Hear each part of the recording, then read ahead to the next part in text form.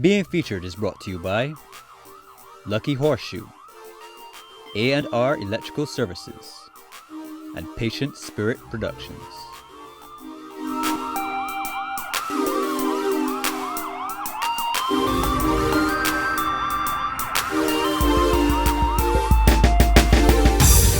My guest being featured today is an entertainer, a composer, and a lyricist. He has 10 Calypso crowns, and he goes by the name Red Plastic Bike. His name is Stetson Wilcher. Red Plastic Bike, welcome to the show. Yeah, pleasure. Big tune coming out this year, Spontaneous. Yeah, Spontaneous is doing quite well, getting a great response to it. It's a song I always wanted to do. I believe that the natural response to soca music is a spontaneous one. Yeah. And the response to the tune has been spontaneous. The response that I'm getting from the people on the street, on the radio, and when it's played, in fact, is good. I want to say thanks to Red Boys for doing a great job on the track. And I look forward to having a great season with the song. Nice. 2 weeks ago, or just over a week ago, you were out of Barbados, starting a tour already. Yeah, well, I do lots of stuff outside of Barbados. I was in Atlanta doing a charity gig for a young lady who has some health issues, and I like to get involved with charitable work, and plus I'm quite near and dear to the young lady who is seeking help, so I went up to be part of that. I leave again this weekend to perform in Tampa. Nice. I am quite involved in lots of organizations in the diaspora, so I'll be off for Tampa again this weekend. Yeah. Well, let's go up many moons. 1979, 1980, 1981, you were a champion. 1982, at the age of 21, you were the youngest person to win a national event. Take us back to those days. Well, I started in 1979 in a way that was kind of strange. I was a member of the Bayfield Youth Group. And we decided we were going to have this little competition called the St. Philip Calypso competition. They had 4 people. I felt that we should have had at least 5, and I decided I was going to enter the competition. And I entered the competition. Of course, I had no stage name. And I went to the sea, came back all burnt in the sun, and a nephew looked at me. He said, "You look like a red plastic bag." I found it rather strange. But I got involved in the competition, went into the competition in 1979 and won. First year, singing a song called 13 Pounds of Ham. Nice. I actually won the competition in 1979, 1980, 1981. And my life pretty much started to make a serious change, because many people around the competition started saying to me, "You should get involved at national level." People like Addington Ford, Tony Warren, and a cousin of mine by the name of Hayden Coppin. These are people who were very instrumental in getting me involved at national level. The starting of Conquest Calypso 10 also happened in 1982. When that tent started, people like John King would have been involved. We actually started in 1982. Went into the competition in 1982 and won in my first year. Nice. And my life changed forever. Simply because of the fact I never saw myself, although I love Calypso, I never saw myself performing Calypso at that level. And you know, having gone into a competition and winning against Gabby and Romy and all these people, it was like, wow, what is going on here? It took a few months to really sink in that I had actually won a national Calypso title at age 21. But because of the support of the people, I was able to continue, and I have a serious love and respect for the art form, and that helped to drive me forward. Of course, I view the art form as important. And as I said, I have great respect, and when I go on stage to sing a calypso for the people, I see myself as a representative of the masses. I see myself as that person who doesn't get a chance to, I represent that person who doesn't get a chance to go on stage. So I always do it to the best of my ability and see myself as their mouthpiece. Yeah. One question we have to ask: who were you taking examples from at that time? Because to me, it seems as if you have a unique style. Yeah, well, I actually, I love Calypso generally, but I pay special attention to people like Chalk Dust. I was always a fan of the work of the Mighty Gabby as well, and Romeo, and quite a few of the Calypsos that we had around the place. Griner was always, you know, one to watch, and Seri, and most of the older Calypsonians in Barbados, I used to enjoy their music. But special attention I paid to the Mighty Chocolates of the Trinidad and Tobago. I thought that his style more, suited my personality. The way he delivered his song and the angles he took to deliver his songs, I felt that this is something that I could do. Of course, I paid a lot of attention to Sparrow and Kitchener. Kitchener was special. Nice. To me, I studied the work of Kitchener. He mastered the art of simple and effective rhyme.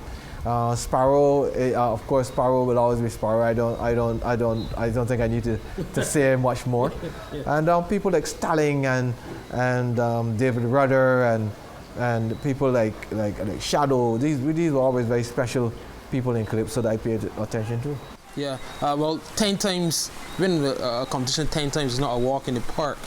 Could you tell us some of your approaches coming into these competitions? Because you know there's a lot of heavy rollers coming for Red Basket by each and every year. Yeah, well, I think it's very important that we are going into a competition. You first of all, you need to make sure you have material that can win the competition. It's not always the best material that will win the competition. In any case, it's basically how you're able to deliver on the night of the competition that can help to sway judges in your direction. You must be cognizant of what the criteria are so that you can make sure that you maximize the point system that is there. You know, you look at rendition, which is 20 points. Try to get as much out of rendition as possible. But lyrics and melody, those are things that pretty much are there once you're judged in a semi-finals or final in a semi-final, coming out of the preliminaries and so on. Those points should be pretty close because unless you change the lyrics, your lyrics should pretty much be pretty much be the same coming out of the competition, unless they're different judges. Yeah. Who would actually judge the final. But I think you need to be mindful of what is expected in the competition and go there and give it your best shot. I don't know that there's any special formula as such, but I always try to pace myself going into the competition. You can peak early, you can reach the highest level that you can reach before the final, and then when you reach the final, you have to do something special to be seen as being impactful. So you need to pace yourself well so that when you reach the final, that there's something else that came out in your performance that will make the performance seem special. So that's what I've tried to do over the years, and it has worked for me. You can talk about some of your favorite moments, back in the year competing. Well, of course, the first year would always remain special, having won the competition for the first time. But 1998 was a very special year because when I went into that competition, I remember not being a favorite of anyone. I wasn't top on anyone's list. They have the polls in the newspaper. Yeah. As a matter of fact, the closest I can remember being in that thing, someone had me at a dark horse. So nobody had me in the top 3, but I was a dark horse to somebody. Yeah. And I won that competition by 30 points. Whoa. What it did, it took me out of focus pretty much. It gave me freedom to do whatever I wanted to do because nobody expected me to win. Yeah. Right? Nobody seemed to have had their eyes on me. And I was free. I had no pressure going into the competition. So all I needed to do was to go in the competition and catch them off guard, not thinking about me. And I had that year stood out. There's also 1996 when I sang Issue of the Day. The year after Edwin won all 3 titles. Yeah. Also 2007 when I came back into the competition after a 3-year break, singing a song called Look Me Here. Yeah. That was a special year as well because I was pretty much without a tent as a home, although the tent I'm in now, Big Show, we had a show going, but we were not registered as a tent, so I had a judge back in that time. The year was a little topsy-turvy, but I was able to go into competition and win that year. But those are special years. And to win in my final year in competition was also quite moving, quite emotional as well. Yeah. Well, let's talk about Raga Raga, a big song, a very successful song for you. It was translated into many languages. 1990, I think it was 6, the NBA Finals, it was played. Talk about the success of that song. Yeah, Raga Raga is a remarkable song. Arranged by Nicholas Banker. Nicholas did an excellent job on that song, and that song came out of a real story. I was in After Dark, and I'm not too sure. I think it was Tiger who had this song. Everybody was just singing, and I just couldn't understand. So I actually decided, this is a song. I need to write a song about this. So I actually wrote this song. But this song, all over the place where I sing this song, I get a response. DJs were telling me all the time, DJs that are not even Caribbean DJs, they said every time they play this song, it was creating an impact. So it's then I began to feel, that the song was moving and being played on American radio stations, especially on Canadian radio stations, not West Indian stations in Canada, but actually Canadian radio stations and American radio stations. It said to me that there was something about the song. When I performed in China, there was a guy in the audience who was actually singing Raga Raga.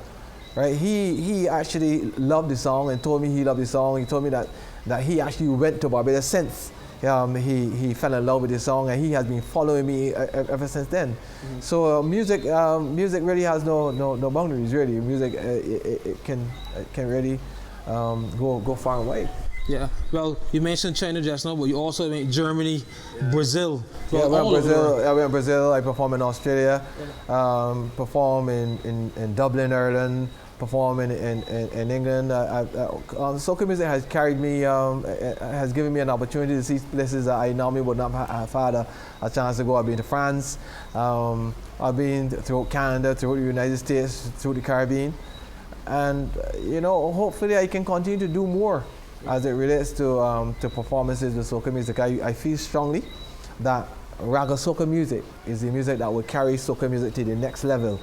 I believe that we here in Barbados, we do Raga soca music better than any other Caribbean people. I think that special credit must be given to our producers for doing an excellent job on Raga soca music. We must claim it as our own. Mm-hmm. I believe that we do it better than anyone else. And over the years, we've had some wonderful Raga soca songs coming out of Barbados, and I think that's the music that can carry soca music to the next level. Of course. Well, I just want to ask you one question on that point. When you look at music coming out of Barbados and then check music coming out of Trinidad, where do you put our music? Well, I think our music is at a high standard. Strange enough, lots of the music produced for Trinidad is produced here. It's produced in Barbados, and we have music that is produced in Trinidad from here as well. We have people like Shaft, who's doing a good job writing for some of the artists here as well. Yeah. So there's a good working relationship between Trinidadian musicians and Barbadian musicians. I think that we are still producing a high standard of music. I think that we are doing an excellent job going forward. I think that we've come a long way, and once we continue to work hard, we reach that level. That standard that is palatable to the world. We have some songs now that the sound of it can compare to songs that come from anywhere in the world. So I'm happy with what we are producing. I try hard not to compare because we are a different society altogether, and the whole approach to it may be a little different. But I think that we're doing an excellent job. Well, tell me what your fans are saying. Well, you're diehard right past it. Why Calypso fans? Well, I think a lot of them are. I think a lot of them are probably a little concerned about where I am. Yeah. Now and what I'm doing with regards to singing what they consider to be party songs. Yeah. But it is just a little break for me away from singing social commentary. It's not that I don't have a love for social commentary, but I'm just enjoying this little moment. To sing some Raga soca songs, which I use a lot to work with outside of Barbados, but I still have a great love for social commentary. Hopefully, in years to come, I can get back into social commentary in a big way.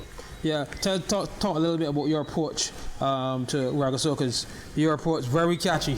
Yeah. Once upon a line, something happening. I believe that simplicity always works. You just need to find the right angle, right topic, the right hooks to put in the song, and use hooks that are natural chants. Make sure that they're easy to sing, and And my ears are quite close to the ground. I hear people talk, and you watch people walk. You see the natural things that appeal to them. You get to realize how they think. So if you can appeal to their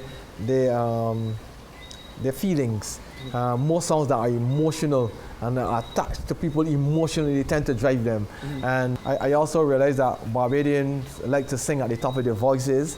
I also realized that when the use of the seventh chord going into choruses, I think it pulls them in. So you learn as you go along the things that they think, you know, there's a lot of tension leading into a chorus. They tend to be drawn into it. Things like that are important when you need to know and understand quite a bit when you really want to write a song that can attract people. Okay, well, 2011 was a big year for you as it relates to Ragga Soca. That's when you won your first Sweet Soul competition. That's right. Yeah, talk about that. I had lots of fun singing Once Upon a Wine. I still have fun singing Once Upon a Wine. I'm not the youngest cookie in the pack. And singing that song really told my story, being older and performing these soca songs. Well arranged by Nicholas Branca, simple again. Just telling a simple story, simple approach, nice areas of tension in the music, and nice hooks in chorus. And that has been my style. I believe that songs are supposed to be catchy. People are supposed to be able to sing your songs, even as it relates to my social commentary. I like to sing songs that people can walk away from the stadium or walk away from the Calypso tent singing. You know, they can stick in your head. You know, the hook line must be well placed and at the right pitch. You know, for people to be able to sing it and feel something when they sing it. Songs that appeal to the emotion always work. Yeah. Well, you had a stint at the COSCAP. You're formerly a director. Yeah. Tell us a little bit about COSCAP, how it can benefit performers and entertainers. Yeah, COSCAP is a collection agency, and I think that all people who are involved in writing should really join COSCAP and have their work protected. COSCAP basically would collect royalties on your behalf. COSCAP over the years has done a lot of work in terms of helping to develop the music industry in Barbados. It is something COSCAP does because it recognizes how important it is in helping to build the music industry. But I would like to ask all people who are involved in music to register with COSCAP, whether you be a writer, a producer, a publisher. I think that you should get involved in having your work properly protected and not just being out there to be used by anyone, and your creative talent being taken for granted. Well, ladies and gentlemen, there you have it. This week on Being Featured, Red Plastic Bike. It's been a pleasure speaking with you, and I want to wish you all the best for this year. Looking to see Spontaneous. Well, thank you. I'm excited about it. I'm hoping to release about 2 more songs for the season. But Spontaneous is doing well. Everybody's saying to me, you know, is a song that I should do well with. I'm excited. Looking forward to the season. Happy crop over to you as well.